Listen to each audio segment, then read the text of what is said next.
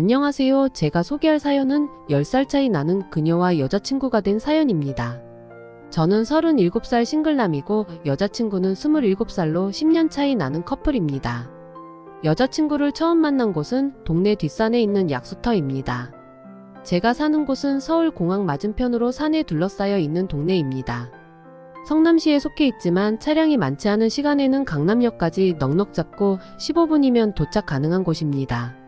제가 일하던 곳은 강남역 근처인데 비싼 임대료 때문에 외곽 지역을 알아보다가 찾아 들어간 곳입니다. 산으로 둘러싸여 있다 보니 한여름에도 에어컨을 켜본 적이 없을 정도로 산바람이 시원한 동네입니다. 이사한 지 얼마 지나지 않아 산에 올라다니기 시작했는데 산이 높지 않아서 일주일에 5번 정도는 무리 없이 다녔습니다. 처음에 산에 올라갈 때는 10m도 못 가고 쉬어야 할 정도로 체력이 많이 떨어져 있었습니다. 한 달 정도 꾸준하게 다니면서 왕복 2km를 쉬지 않고 다닐 정도로 좋아졌습니다. 등산을 하시는 분들은 아시겠지만 자주 다니는 산에는 본인만의 쉼터가 있습니다.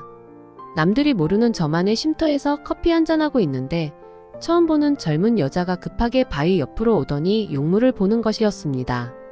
그녀는 급한 용물을 마무리할 때쯤에야 저와 눈이 마주쳤고 당황해하며 바지를 올리고는 냅다 도망을 갔습니다. 예쁘장하게 생겼는데 놀라는 눈빛이 너무 귀여워서 혼자 많이 웃었습니다. 약수터가 보일 때쯤 그녀가 쉬고 있는 게 보였는데 저는 절로 웃음이 나오는 걸 참느라 힘들었습니다. 혹시라도 그녀가 나를 알아보고 민망해할까봐 모른 채 하며 약수를 받았습니다. 동네 뒷산이라 평소에도 사람이 없었지만 그날따라 그녀 이외엔 마주치는 사람이 하나도 없었습니다. 아무 말 않고 단둘이 그냥 있는 게 더 어색한 것 같아서 가볍게 인사를 하고 커피를 권하였습니다. 창피해하는 게 눈에 보일 정도로 부끄러워하는 그녀가 너무 예뻐 보였고 좀 더 알고 싶어졌습니다. 처음 본 것 같은데 이사 온 거냐며 말을 걸었고 다행히도 말을 받아줘서 대화가 이어졌습니다. 그녀가 이사 온 건 아니고 서울에 함께 살던 가족들이 아버지 고향으로 이사 가게 되면서 당분간은 친구 집에 머물 거라고 했습니다. 그녀는 네일숍을 준비 중이고 친구가 출근하고 나니 혼자 너무 심심해서 산에 올랐다가 저에게 그런 모습을 보여준 것이었습니다. 그 자리는 제가 항상 쉬는 자리니까 앞으로는 꼭 허락받고 용물을 보라며 약을 좀 올렸습니다. 보수적인 저와는 다르게 그녀는 생각보다 밝고 쾌활한 성격이었고 장난도 잘 쳤습니다. 농담도 잘 받아주고 항상 웃고 있는 모습이 어릴 적 첫사랑 같아서 더욱 관심이 가게 됐고 날마다 산에 가기로 약속까지 했습니다. 다음 날부터 같이 산에도 가고 식사도 하면서 데이트를 하였습니다. 친구가 출근하고 나면 집에 놀러와 음식도 만들어 먹고 강아지 산책도 시키면서 자연스럽게 사귀게 되었습니다. 사귀기로 한 날에 그녀가 강원도로 일출을 보러 가고 싶다고 해서 좋은 상상을 하며 낙산에 갔었습니다. 새벽 1시 정도 도착했는데 웬만한 식당들은 전부 닫아버려서 식사할 곳이 마땅치 않았습니다. 무계획으로 떠난 여행이라 어찌해야 할지 고민하고 있었는데 그녀가 먼저 호텔 가서 쉬다가 일출 보러 가자는 제안을 해왔습니다. 그녀가 먼저 말해줘서 얼마나 고맙고 기특한지 저는 날아갈 듯이 기뻤습니다. 솔직히 낙산까지 오면서 저의 머릿속에는 온통 첫날을 함께 보내려는 생각뿐이었습니다. 조금 걱정이 되는 건 그녀가 정말로 쉬기만 하면 어떻게 해야 할지 고민이 되었습니다. 하지만 저의 고민은 그렇게 오래 할 필요가 없었습니다. 방에 들어선 그녀는 저를 힘껏 껴안고 입을 맞추었습니다. 갑작스러운 상황이지만 저희는 그렇게 사랑을 확인하고 좋은 시간을 보냈습니다.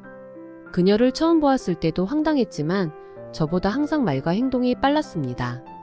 그녀의 과감한 성격 덕분에 빨리 친해지고 사랑도 즐겁게 보냈습니다. 첫 여행을 뜻깊게 보내고 나서 계획대로 일출을 보러 갔습니다.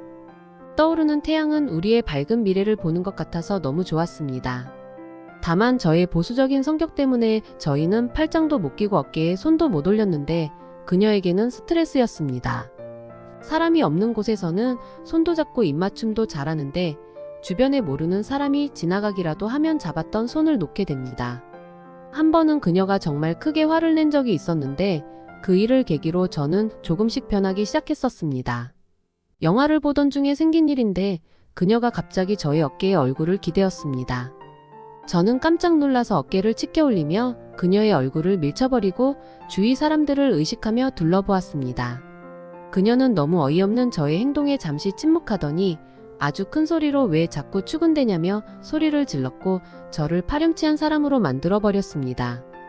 영화를 보던 사람들의 시선은 저에게로 몰렸고 저는 영화가 끝날 때까지 얼굴을 들지 못하고 그녀만 원망했습니다. 아무 짓도 안 했다고 밝히고 싶었지만 극장 안에서 저의 억울함을 말한다는 것은 코미디 같은 일이었습니다. 그날 이후로 주변을 의식하는 보수적인 저의 성격은 많이 바뀌었습니다. 사람이 지나다니는 곳에서 입맞춤도 해보고 식당에서 밥도 먹여주며 드라마에서나 볼 것 같은 행동들을 서슴지 않게 하게 됐습니다. 언제인가는 그녀의 사촌 오빠라는 분에게 연락이 왔는데 다짜고짜 만나자며 그녀에게는 비밀로 해달라고 하였습니다. 약속 장소에 도착하고 카페에 들어섰는데 갑자기 사람들이 폭죽을 터뜨렸고 그녀는 한쪽에서 케이크에 촛불을 켠 채로 저에게 다가왔습니다. 카페 안에 있던 사람들은 생일 축하 노래를 불러주고 그녀는 촛불을 끄라는 신용을 하였습니다. 난생 처음 파티의 주인공이 되다 보니 부끄러웠지만 기분이 매우 좋았습니다. 생일이라고 몰래 깜짝 파티 준비를 한 것 같은데 저의 생일은 양력이 아니라 음력이었습니다. 너무 좋아하며 행복해하는 그녀를 실망시킬 수는 없어서 그날은 잘 모르는 사람들에게 생일 축하를 받으며 파티를 즐겼습니다. 엉뚱하고 말보다 행동이 먼저인 그녀는 항상 저를 웃게 해주고 지루할 틈이 없게 해주었습니다. 또한 그녀는 헤어숍 한쪽에서 네일숍을 오픈해서 원하는 대로 일을 시작하였습니다. 그녀의 밝은 성격 때문인지 빠르게 단골 손님들이 늘어나면서 1년도 안 돼서 개인 숍을 차리게 되었습니다. 저희는 10살 차이를 극복하고 결혼까지 했지만 그녀는 일을 쉬고 싶지 않다며 아이 갖는 걸 나중으로 미루었습니다. 아이가 없어서인지 저희는 결혼한 지 1년이 지났지만 신혼 때처럼 즐겁게 살고 있고 뜨거운 시간도 날마다 가질 정도로 사랑이 식지 않고 있습니다.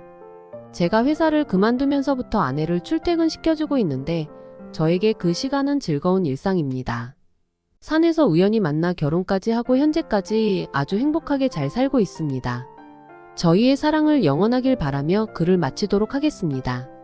끝까지 읽어주셔서 감사드리고 모든 분들 5월의 햇살처럼 따뜻한 행복을 만끽하시기 바랍니다.